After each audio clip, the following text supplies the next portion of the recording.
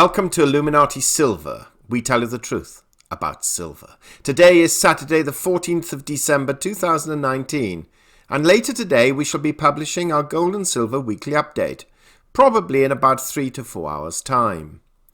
Meanwhile, we've been speaking to controversially Greg about what happened with the UK general election and where he sees the parties are heading, where the country is heading, and what this all means for Brexit. So let's listen to the interview now. Good morning, Greg.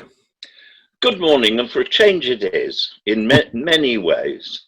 The sun shineth, and British politics has taken a turn for the better. Well, that's the reason for this conversation this morning. Now, the Conservatives, as you know, won this election with an 80-seat overall majority. A decisive victory, even the Conservative Party's opponents have had to admit. So why, Greg, in your opinion, did the British people do this, even in those areas which traditionally did not support the Conservatives? And what do you think will be the consequences of this considerable Tory victory? Firstly, congratulations to all those new MPs, and thank you for your efforts to get there. And thank you to the British electorate who have so clearly acted with integrity in the interest of our country. A majority voted for Brexit. It was promised by our politicians that they would honour that vote. And if you look through the long line of people who have been elected and those who have been resoundingly dumped, it is not those who supported Leave who have been elected relative to those who supported Remain who've been removed. It is the only party that acted with integrity to honour the commitment and respect democracy. Jono Marcus, with whom I do at least one podcast a week that is for the inner sanctum of Illuminati Silver, and I were both in our own ways absolutely spot on with our prediction. Marcus said there would be a majority of, as I recall, 83 to 86. I, on the other hand, the Tories would get between 37 and 42 more seats than they needed. The finish line to win is 326, and the Tories got an extra 40 seats. So both of us, in our own definitions of a majority, were spot on correct. We saw it as pretty damned obvious that the Labour Party was going to be trashed. We also knew that the Lib Dems were going to make no forward progress of any consequence. I predicted that they would get 12 to 15 seats.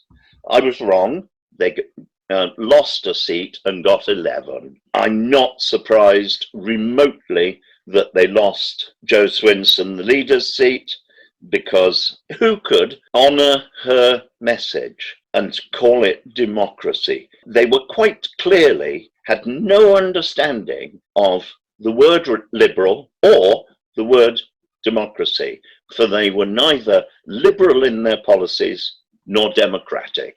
And this is reflected in the ballot box. I congratulate Boris Johnson, not just on the predictable win, but on the manner in which he conducted his campaign, and the fact that the moment it was clear he'd won, he waited until it was a public consensus that the Tories had won with resounding figures. It wasn't until they'd passed the 326 mark that he made any statement about having won. And almost his first comment was to thank not Tory voters, but to thank Labour voters who had lent the Tory party their vote, and that he would do all that he could to justify it and retain their support.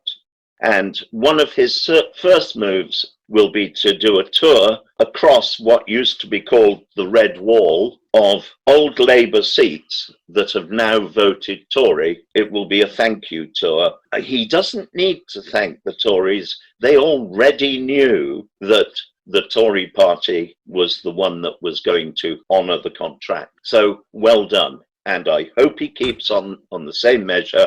It will do a huge amount to repair a very broken political structure in Britain. I'm not surprised that the SNP got a very good result. They are almost back to the crest of their wave. However, the seats they have gained in this election, getting, as I recall, 48 seats, the seats they have gained, they are not surprisingly being totally dishonest about and claiming these all want independence for Scotland. What they wanted was, beyond a doubt, no sign of the Labour Party in Scotland. No one seems to have bought into the Corbynist, Marxist lunacy of terrorist lovies and the lunacy of promising free this, free that, free the other, because no government can give anything free. It's our damn money they're spending. So that's not free. They're just stealing it out of different pockets. And so nobody trusted the manifesto of the Labour Party because it was founded on a plethora of lies and false and misleading promises. Unite Union has really befouled the political structure and dragged the Labour Party into the mire with Corbyn. And I honestly believe that it will take at least 2 parliamentary generations of being in the wilderness for the Labour Party to even be considered a possible for election in this country. We are not a socialist country with a big S. We are a socialist country with a small s, socially aware, socially responsible. So moving ahead then, Greg, now the Tories have won, what's going to happen, particularly, of course, vis-a-vis Brexit? What has happened is exactly what one could have predicted already, and that is there has been a strengthening of the pound. Businesses and individuals are not frightened of Brexit. In fact, they look forward to Brexit, and anyone except the most stupid will appreciate that Brexit will occur, and I believe it will occur by the end of January. I would actually like to see it occur on the 31st of December with a view to starting the new year as a free country rather than under the yoke of as a vassal state of the European Union, which is so undemocratic and so dishonest, albeit that they are inclined to hide their dishonesty in plain sight to those who do the detailed work. I'd like to see us leave, but it's going to be by the end of January. If they would care to, they could give me a birthday present and do it on the 26th of January, which would be most welcome. Then it will take a year of negotiation to negotiate the best possible deal for Britain that Boris Johnson's government can achieve, minded that it is the Conservative and Unionist party, so he will be endeavouring to get the best possible deal for England, Northern Ireland, Wales, and Scotland. Then, at the end of the year, if the European Union has given him such a deal as a result of his negotiations, we will have that to build on in our future relationship, hopefully an amicable relationship with the other vassal states of the European Union. Although, as the European Union is so beset with loopholes in the concept of democracy, we may have to have some areas where we push harder to do a deal with certain countries, because the European Union is an unelected dictatorship. So you see us definitely coming out by the end of January, although perhaps the fine print and the fine detail will be negotiated over the following 12 months, essentially. We will come out by the end of January. Mhm. I am morally certain of that. And it was on those grounds that I made the predictions that I did, along with Journo Marcus, and it was on those grounds that I voted Tory. I have no idea how Marcus voted. We have a secret ballot. We don't have a compulsory ballot.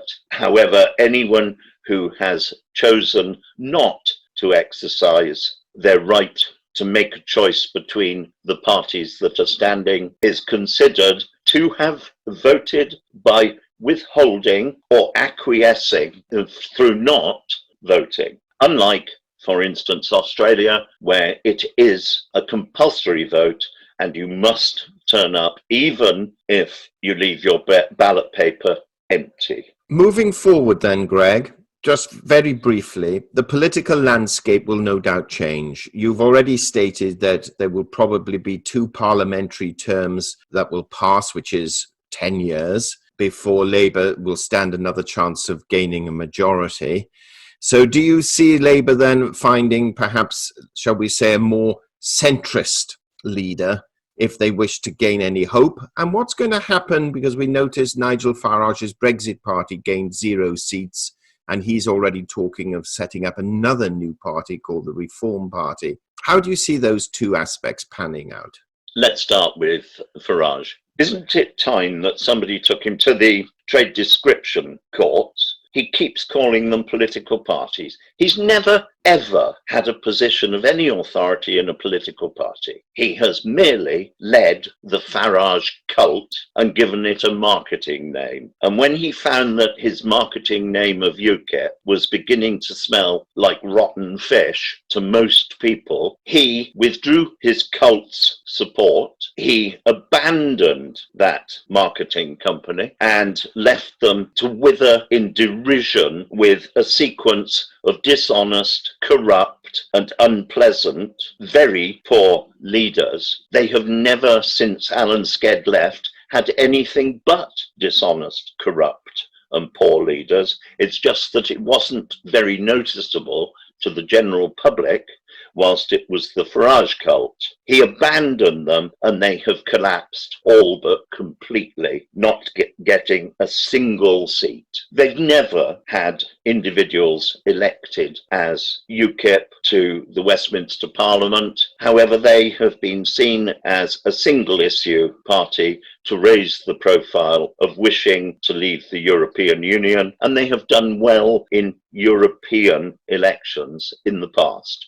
They will never do well in Europe again or anywhere in politics because the cult has moved on, and Farage set up his own cult with Aaron Banks called LeaveEU.com, and they campaigned for the growth of their cult, very much based on Aaron Banks's, I won't say money because does not, in my opinion, have the wealth that he claims. He is merely very competent at operating leverage based on borrowing against apparent assets, which have grown and grown. This is so typical of Farage cults. We now have had the new version of the Farage cult, which was the Brexit Party, which, as I predicted, would not win a single solitary seat, but equally, as I predicted, would damage the Tory party in that in several areas, should I say constituencies across Britain, if you added together the Tory vote and the Brexit vote, and since they both wanted exactly the same thing, if you added the 2 together, you would have now have yet another Tory MP in Parliament and an even greater majority, whereas all that Farage's cult managed to do was split the vote. In seats where they didn't get elected, they weren't going to get elected even if there wasn't a Tory candidate.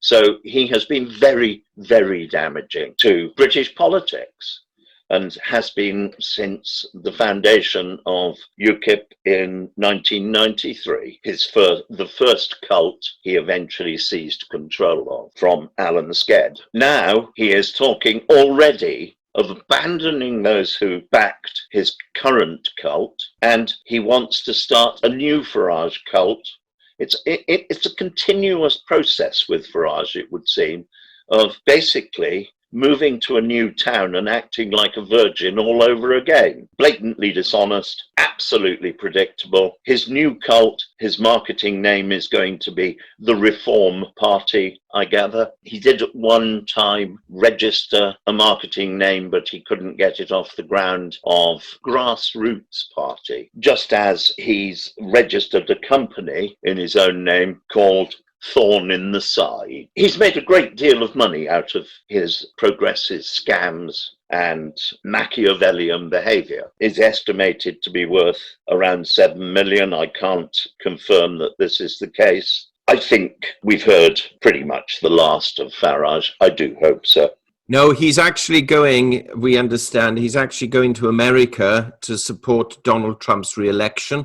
And he virtually admitted that he is going to be Donald Trump's warm-up man. So I don't think it's the last that we will have heard of Nigel Farage. But anyway, Greg, let's talk about the Labour Party then and its potential centrist new leader, if there is such a thing. I don't believe there will be a centrist new leader. It was enlightening to hear the serried ranks of Labour losers, which is, I think, basically the new name for a Labour leader at the moment, being interviewed, and the way they scrabbled round to claim it was the fault of their electorate who didn't understand.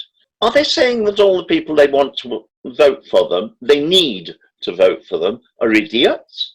I would agree with them, to be honest, but it's not very sensible if you want to get votes from people to call your own electorate idiots. It was all their fault. None of it was the fault of their leadership. The fact that they wanted to have a Home Secretary, Diane Abbott, who was predicted to become the Home Secretary, whose son is appearing in court, I believe at the end of January, for biting a policeman, assaulting another one, and spitting at another one, despite the fact that she gave her son a private education, which is completely against Labour's ethos. They wish to tax private education out of existence. They actually want to nationalise all the private educational establishments. That was a part of their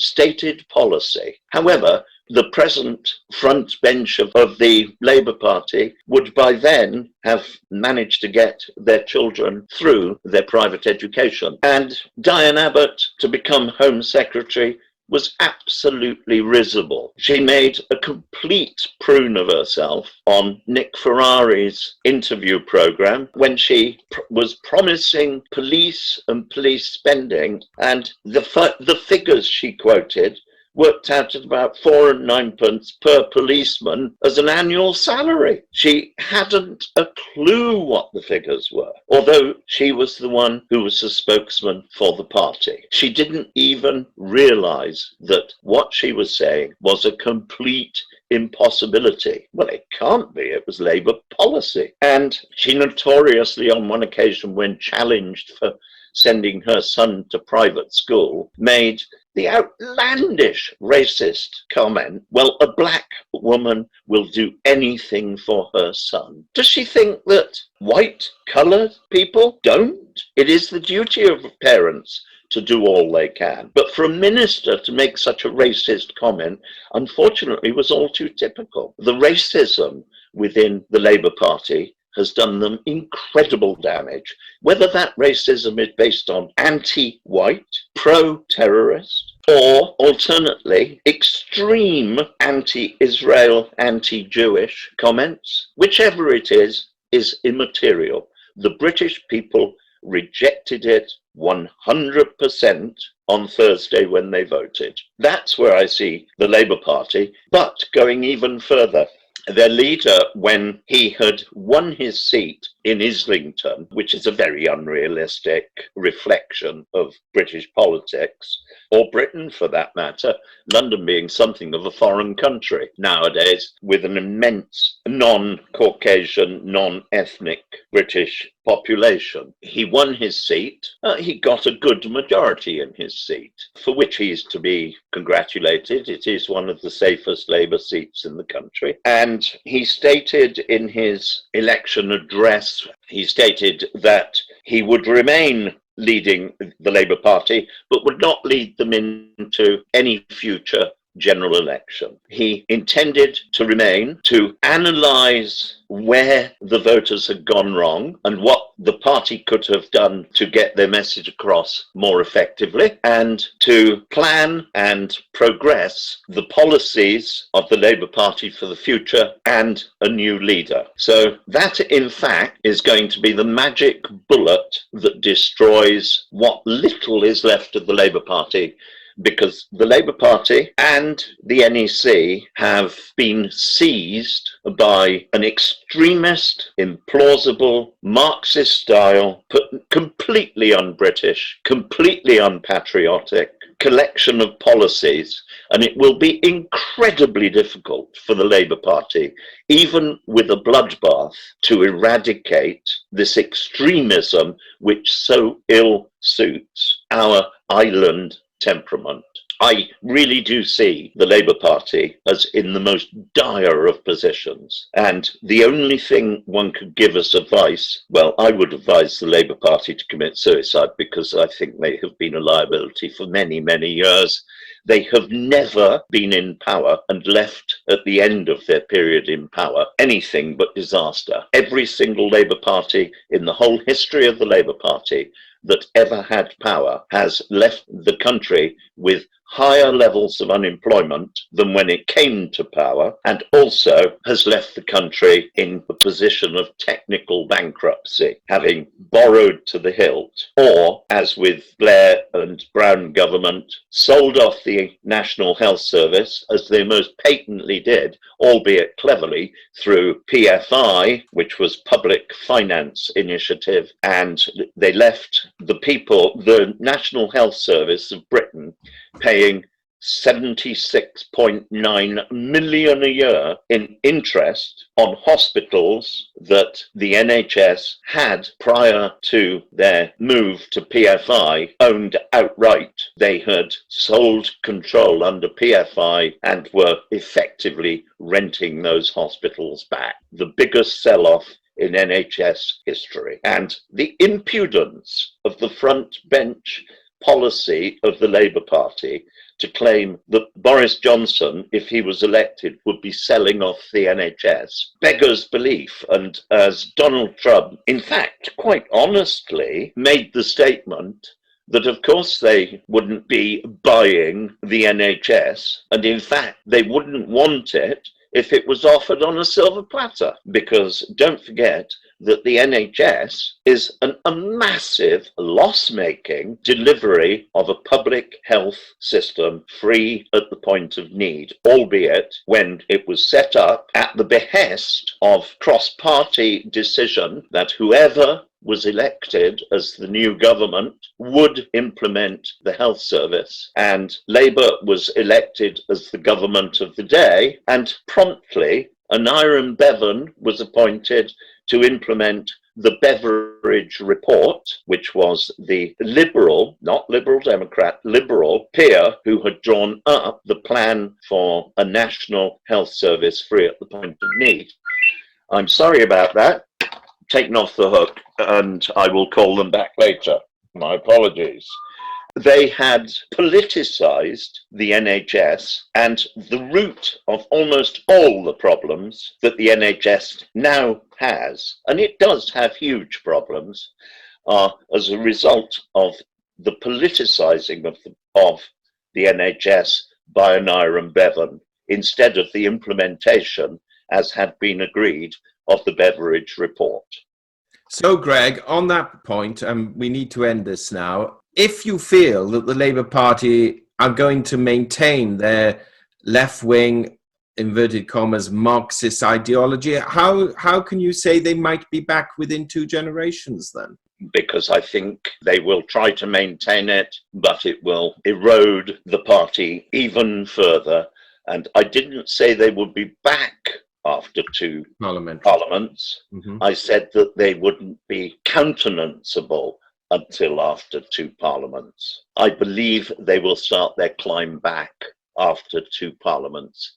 It may take 2 more thrashings, reducing them to the risible level that has been achieved by Liberal Democrats who seized control via the SDP, who had seized control of the Liberal Party, which always used to be called the Bonham-Carter Party, run almost exclusively by members of the Bonham-Carter family in its mid-period of life. I hope this clarifies to people what is happening. Britain is going to have a period where there will be difficulties, there will be some hard decisions to make, just as we've had 10 years of austerity to put right the disastrous, unlucky 13 years of Labour that left us with the outgoing Minister of the Treasury leaving a note on his desk saying there's no money left, which sadly was not a joke. It was a statement of fact. Labour had borrowed its way to chaos before it left office. And for all his long words and wordy apparent erudity in economic terms, Gordon Brown was as thick as a plank when it came to economics. We will now move forward into an interesting period where we will have negotiations of some of the damage done to Britain by almost 50 years of membership of the European Union. It will take us 5 to 10 years to correct all of that damage, just as it took us 10 years to overcome the damage done by Labour last time they were in power. And on that note, I'm very, very optimistic. In the mid to long term, it's going to be hard to start with. But thank you to the electorate. Thank you to normal Labour voters who have acted patriotically and given Boris Johnson the size of majority that will give him the negotiating tools to negotiate the best possible deal in our relationship with the European Union. We are, in fact, in a position now where Boris Johnson's negotiating team can say to Europe, unless you act fairly, which they haven't to date, unless you act with integrity, unless you honour the wishes of the British people, we will leave with a WTO, World Trade Organization deal, but we would far rather, for the sake of the European Union and for the sake of Britain, have a bespoke deal. We already have all the terms in place. Now all it takes is the detail. And good luck, Britain. And we look forward to close relationship with our allies, particularly throughout the Anglosphere. Thank you very much indeed. Yes, a long interview, and as one can see, Greg is certainly no fan of the Labour Party in Britain. And hopefully it should dispel any myths that some of our detractors have attempted to spread, that some of us are in some way secret socialists attempting to destabilise the monetarist global economic system. That said, it's an interesting view, and we shall later also obtain the views from Journo Marcus and Dr. Richard North. But that's for the future.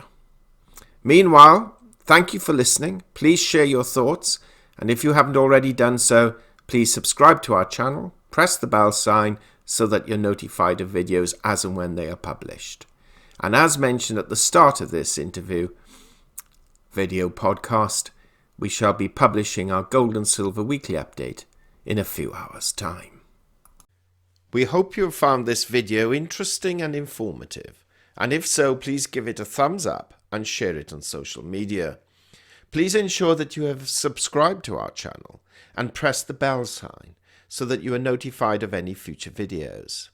Also, kindly visit our website at illuminatisilver.com, and if you haven't already done so, Please subscribe either as a free or paying member for regular email updates and offers. Disclaimer. Illuminati silver owners come from a background of banking, international wealth management and economics. Having now retired from these worlds, we are not qualified to give investment advice. Therefore, this and other productions must not be deemed to be giving such advice and merely represent the personal views of its owners.